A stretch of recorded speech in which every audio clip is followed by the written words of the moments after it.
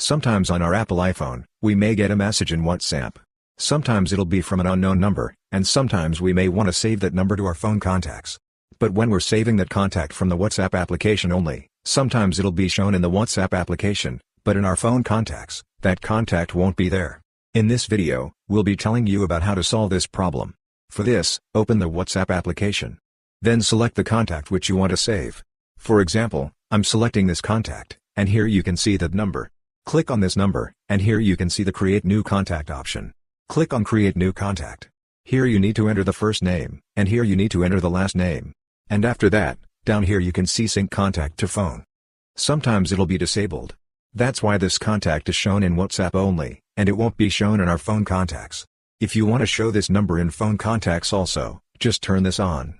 After that, click on the Save button. After that, this contact will be added to your WhatsApp and your phone contacts also. After that, again, if you're going to your phone contacts, you can see that number here. So this way, you can easily solve this problem. Hope this video was helpful for you. If you find it helpful, consider subscribing. See you in the next video.